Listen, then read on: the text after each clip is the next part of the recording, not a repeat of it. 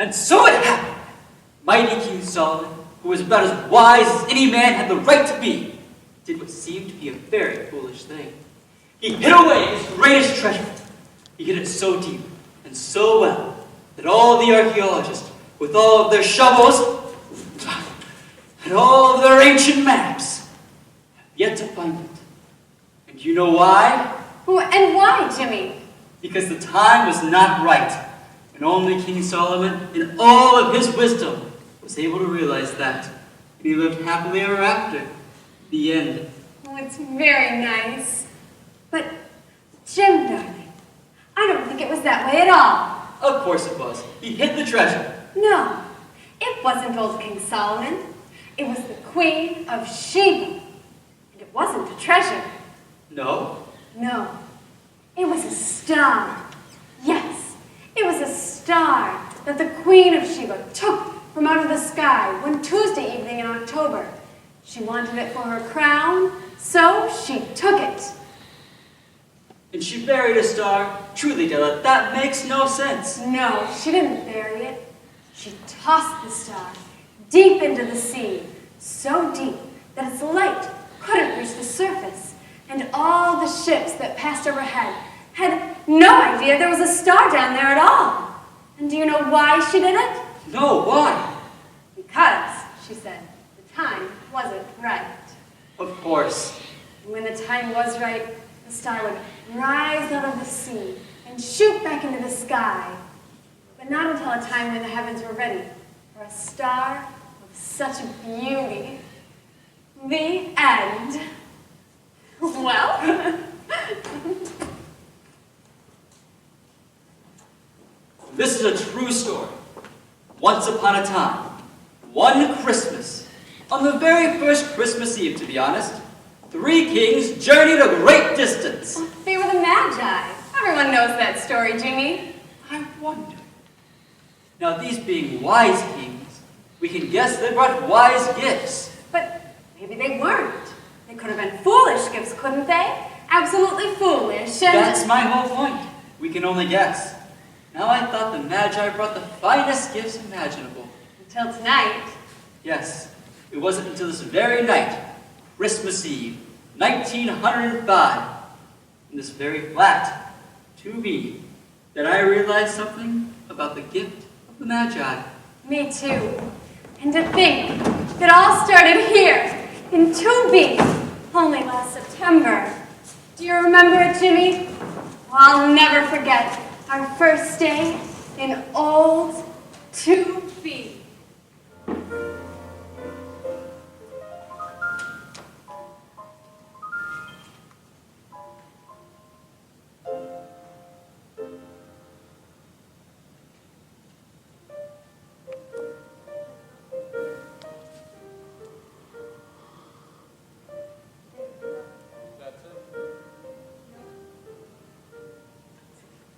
Is this it, Jimmy?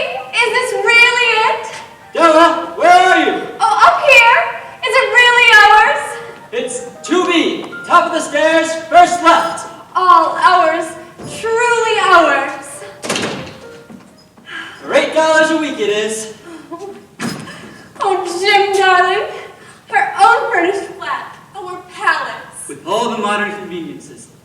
Kitchen with hot, cold running water, you notice. Bathroom's just down the hall there, and an electric light in every room. And all this furniture. It's not new, of course. Our table. This is where our dinner feasts will be served. With no less than 2 servants. Of course. Oh, Jim, it's wonderful. It really is. Just one flight of steps, too. The streetcar stops at the corner, and the world is at our feet. But $8 a week? Well, can we manage it? You're speaking to Mr. James Dillingham Young, my dear, who just happens to earn $25 a week. Isn't that why you married me? Don't be silly, my boy. You are speaking to Mrs. James Dillingham Young. And I married you because you are a genius to find such a perfect place. Not perfect. I checked it out carefully, you see. This place has got a few flaws. Impossible. That pipe there, for instance.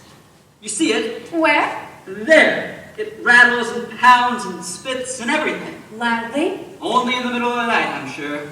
And this chair wobbles quite dramatically.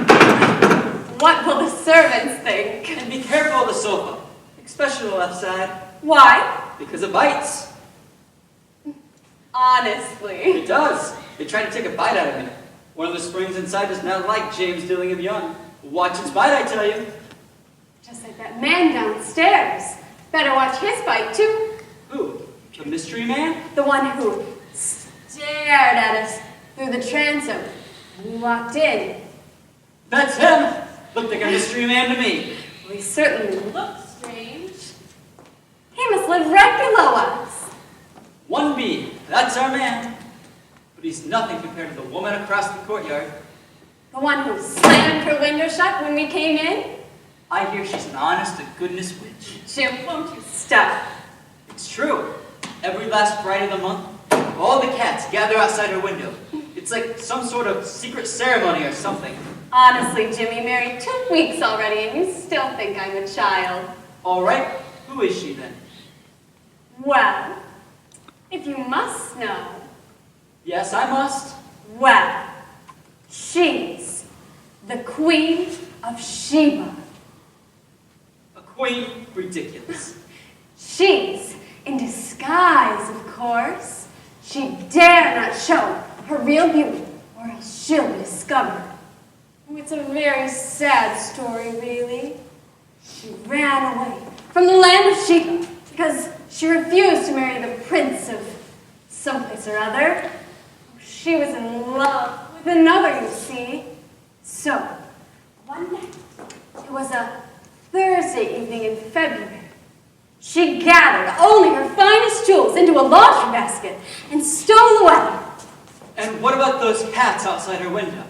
Well, the cats know her secret. In fact, they are blackmailing the queen. So, each month, she has to feed them royal scraps so that they don't betray her. Well, I guess that makes sense. But she still looks more like a witch than a queen to me. Oh, she's actually very beautiful. The Queen of Sheba has to be. Well, if the beautiful Queen of Sheba ever looks across the courtyard and sees your beautiful long hair, it'll be the Queen's envy, I can tell you. My hair? You do love my hair, don't you, Jim, darling? Of course.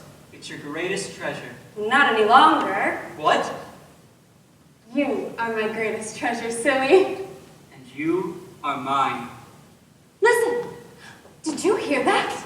The pipes! Didn't I tell you? No, below us. Hear that? The mystery man? Yes. Sounds like he's moving something. Heavy. A table, maybe? Or a chest. A chest. Oh, Jim, I know. What do you know, Della? Who the mystery man is, of course. You do you? Yes, and I know why he was staring at us. It was your gold watch. My watch. Well, he saw your watch when we came in and... Let me see it again, Jim. Oh, my, it is a beauty, Jim. It's been in my family for... Well, your grandfather gave it to your father who gave it to you, right? Right. It's the handsomest watch I've ever seen. I guess it would compare with the finest in the world. Even the Queen of Sheba would be properly impressed with it. But you think he saw it, do you? I'm positive. Do you think he means to steal it? No. Kings never steal watches. King? What king? The mystery man, silly. Anyone can tell immediately that he's a king. In disguise, I suppose. Ran away with his jewels in a laundry basket because he was in love with someone else. Sort of. He's really the old King Solomon. Very wise man, you see, but no one suspects. He gave himself away with that watch. He took one look at your watch, and with that look, I knew he was King Solomon. That sound that we heard. Yes? That was his trunk. Gold, silver, and everything. He took one look at your watch, and had to look through all of his treasures to see if he had anything that could possibly compare with it. And did he? Of course not. He'll be envious for days now. Well, he didn't look too wise to me. And what would King Solomon be doing living here? Wouldn't he be more comfortable on Fifth Avenue or something? Well, not with her living over there. You mean the witch? The Queen of Sheba. He loves her desperately, you see. But she refused to marry him. He ran away and hid. The king, being so wise, has found out where she is and moved into 1B so that he could keep his eye on her. How fantastical. Oh, Jim, he loves her so much. You saw his sad face. Do you think they'll ever get together? Stand back! What is it? She's there, at the window, the Queen of Sheba. What's she doing? Shaking out a mop. Oh, she's a clever one, all right. I think she saw it, though. Your what? Your beautiful long hair. She'll be raging with envy for days now. Oh, Jim, what a fascinating place you found for us. And all for $8 a week. Only one thing worries me now. What's that? It's the last Friday of the month. Who's gonna feed all those cats?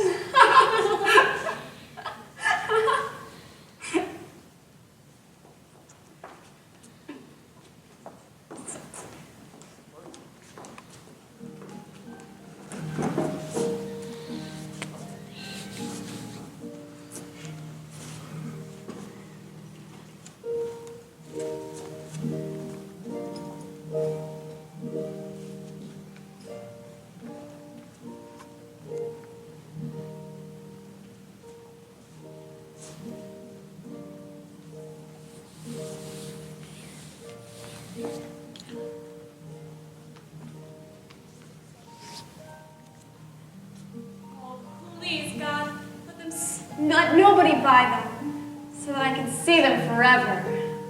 They are lovely, Della. Lovely? They're the most beautiful combs in the world. Real tortoise shells, and all those jewels on the rims. They are too beautiful for words. They would look lovely in your hair. I think that every time we stop here and look at them, the most beautiful combs in the world, and the most beautiful hair in the world. Oh, Jim, won't you stop? I will, but only because it's true. Take my head without it. They're so expensive. They're so expensive. I can't even imagine it. Only a queen could afford such jewels. Which is where they came from, of course. It is? But Oh, Jim, as if you had to ask. not the Queen of Sheba again. Who else? She wore them every third Sunday afternoon. She rode out in her chariot. The sun would shine off the tortoise shells and reflected itself in the jewels until she shone like a waterfall at sunset. Oh, what a sight it was to see. Why did she get rid of them? Did she get tired of them? Those combs? Never. She must have had a very good reason, or else she never would have gotten rid of them. I know. Well, then tell me, please. Well, they are so lovely. It's rather really simple. You see, the Queen of Sheba took them with her when she left the land of Sheba, hidden deep in the bottom of her laundry basket, so she always knew where they were. Then one day, she happened to look across the courtyard into 2B and saw someone with the most beautiful hair. She raged with envy and swore that she would never wear the combs again until her hair was as long and as beautiful as the woman's in 2B. So she sold them here to this shop. The end. Oh, that is such a sad story. And here they are, waiting. They will probably wait forever. Please, God, let them wait here forever. I've got a better story. This one's about Mr. James Dunnigan Young. That's my favorite story, especially the part about the watch. This has nothing to do about the watch. This is about Mr. James Dunnigan Young. Earned $25 a week, had a bride and pipes that made noises in the middle of the night. And a mighty king and a jealous queen living in the same building. And that same Mr. Young couldn't afford a pair of beautiful combs for his wife's beautiful long hair. Yes, I know the story. Until one day, it was a Monday in November, that Mr. Young was no longer making $25 a week. He was instead making $30 a week because the company had big plans for him. Jim? And he figured that $5 a week, if he was careful and saved. Jimmy, is this true? All my stories are true. What about the $30, I mean? Mr. Quint told me this afternoon. So look at those combs again, Della. The Queen of Sheba may look across the courtyard and someday get the surprise of her life. Oh, you are a genius. Just wait until old King Solomon finds out he bought his sweetheart's jeweled combs. I can hardly wait. Come along, Della. I have something to show you. What is it? Not much, really. A surprise. You'll see. I can't imagine. Stand here and close your eyes, like this. Okay. And don't look until I tell you. All right. Wait until old King Solomon sees this.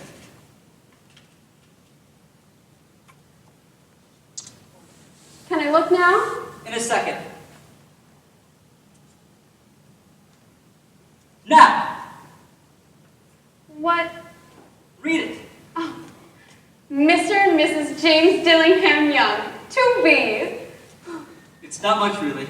But I figured if you make $30 a week, you ought to be able to show it. Oh, Jim, I love your story. And they lived happily ever after.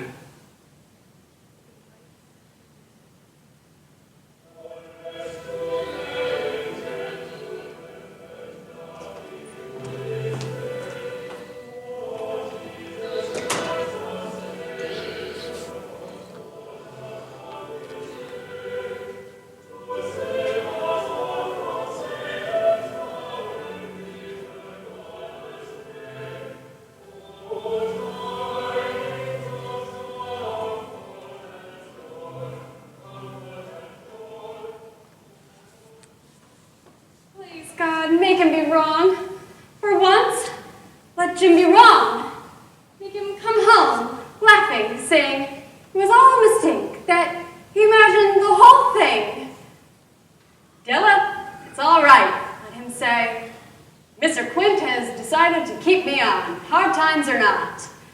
Then he'll apologize for giving me such a scare, and, oh, it's all true, too horribly true. I feel it.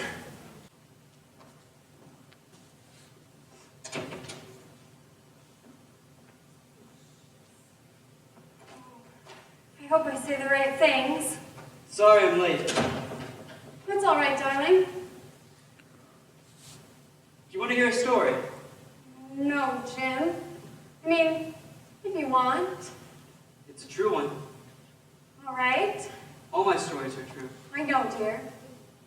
They didn't fire me, really. That's the ending of my story, but I'll start there. They didn't. No, Mr. Quick called us in and gave us a speech about hard times and profits and mortgages, expenses. But the ending of that story was that I am not fired. Oh, Jim. Do you want to hear another story? Jim? It's also about mortgages and expenses and hard times. And the ending of that story is I only make $20 a week now. Like all my other stories, that one's true too. $20? Say, it could have been worse. That's what Mr. Quint kept saying. Oh, Jim, I love you. Nothing else could matter so much, could it? $20 a week. It's all right. We'll manage. We'll... With Christmas just around the corner. We have each other. We'll be together. That's the important thing. It's your turn to tell a story now. I was so afraid that... Me too. What would old King Solomon have said? Oh, that reminds me. I almost forgot all about it. I saw them. Both of them.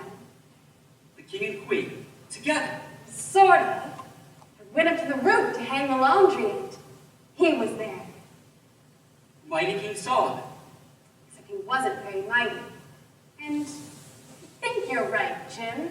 He didn't look all that wise to me either. At least, not up close. But anyway, I went up there.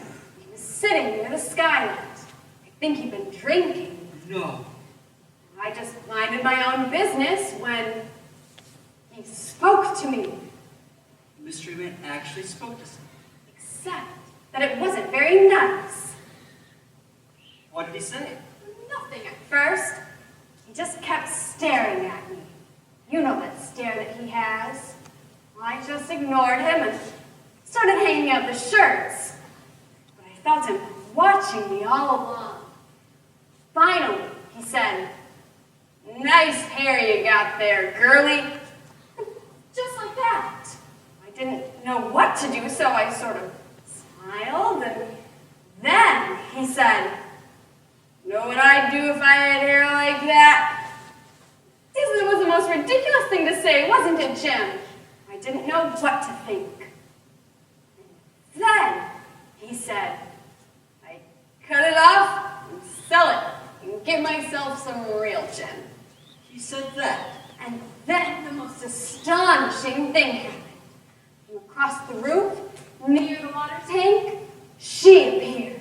She, not The Queen of Sheba.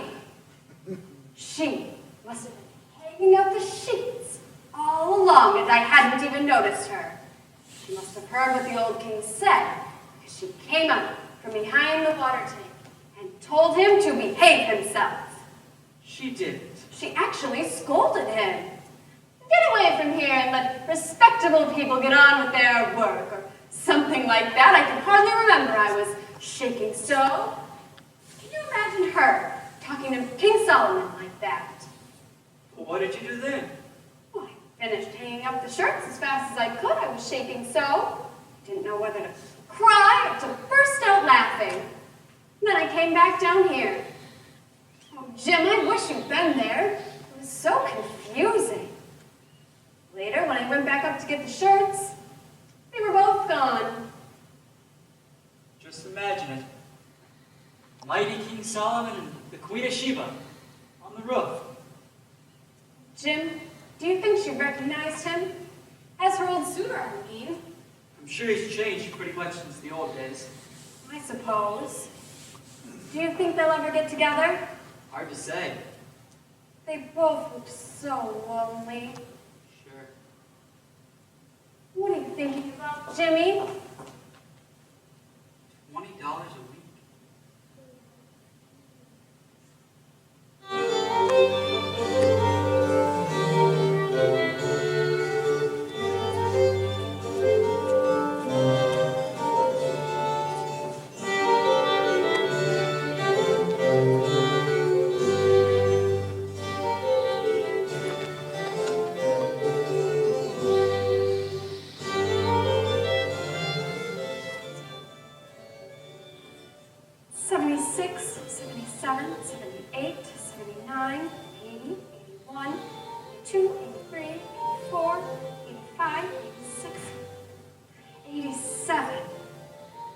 $1.87. Oh, it just can't be. 3.5 weeks of saving, and that's all I've got to spend? $1.87 for my Jim's present. And this, our first Christmas together. Oh, what could I possibly get for so little? Oh, it just can't be. There's 65 cents for the butcher. I'll just have to wait. And the grocer's bill. It'll keep another week. But $1.87. I wanted to get something fine and rare and sterling. Something deserving of the name James Dillingham Young. But $1.87.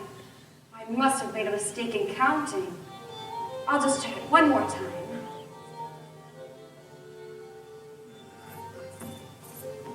Yes, sir, Mr. Quinn. Right away, sir.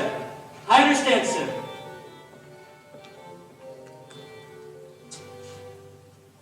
Two hours left.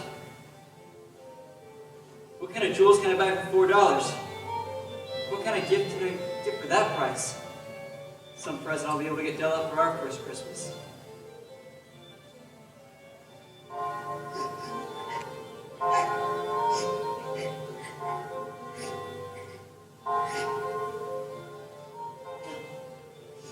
$4 o'clock.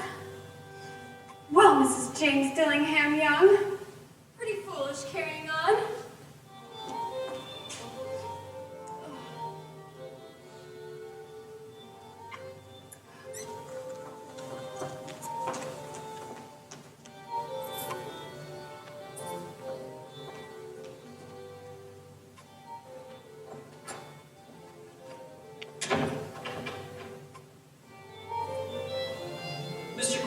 I was wondering if you could make it just a...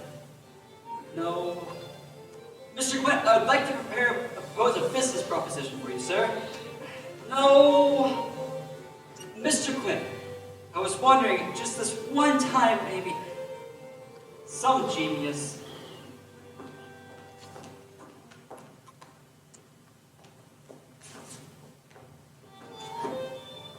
Madam Softening, hair goods of all kinds, 3rd floor. Oh, please, God, let them be closed. No. Oh.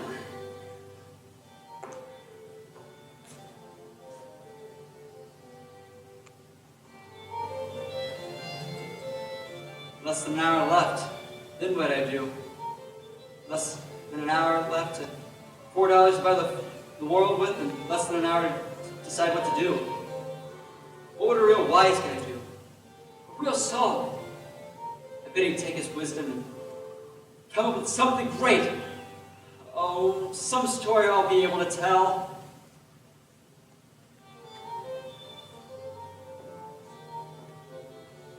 Will you buy my hair?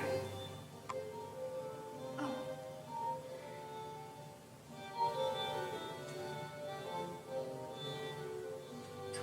$20? Give it to me quickly.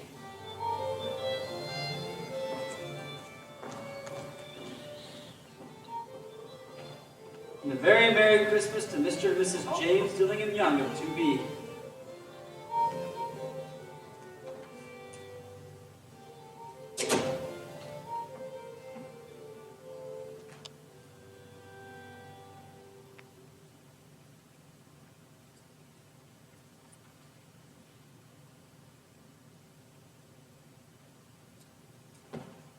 Ding dong valley on high, and heaven the bells are ringing. Ding dong valley, the sky is ripped with angels singing.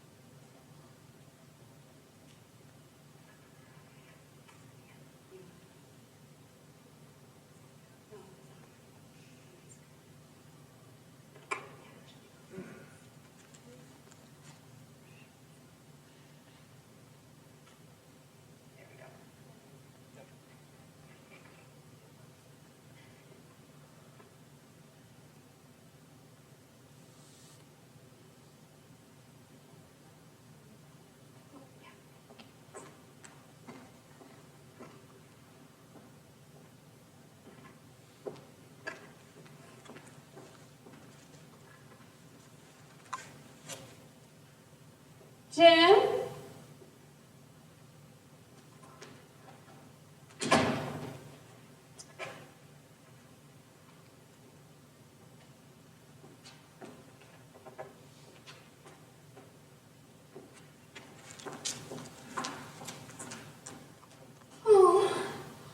Oh, please, God, let him love me still.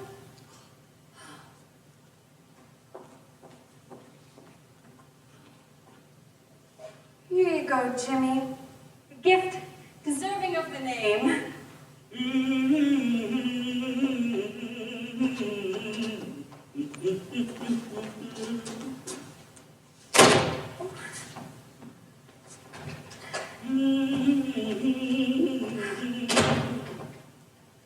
Della!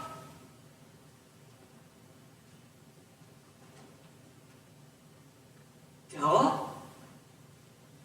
Merry Christmas, darling. You cut off your hair. Yes, I did. Oh, please, Jim, don't look at me that way. I did it for you, really. And, I mean, I had my hair cut and sold because I couldn't have lived for Christmas without giving you a present. I didn't know what else to do. I tried to save Jim, honestly I did, but it amounted to practically nothing. Nothing at all.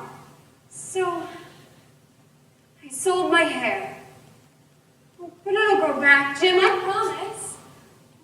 But but I just had to do it. Besides, my hair grows fast, awfully fast, and before you know it, You've cut off your hair. cut and sold it. Yes, Jim, I did. Had to. Do you still like me as much as you used to? Don't you love me without my long hair?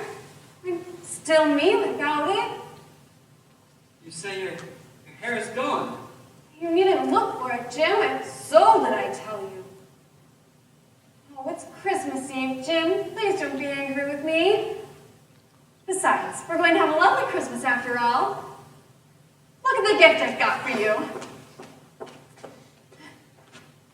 Open my gift and I'll put the chops on the stove and we'll celebrate Christmas and we'll live happily ever after. Please say something, Jim. Of course I still love you. With your long hair, without your long hair, of course. It's just, you had me going there for a moment. Jim? It's nothing. A joke, really. Here, open this and you'll see. You'll get the joke, too. A present? For me? Go ahead. Jim, where did you find the money? Go ahead. Open it.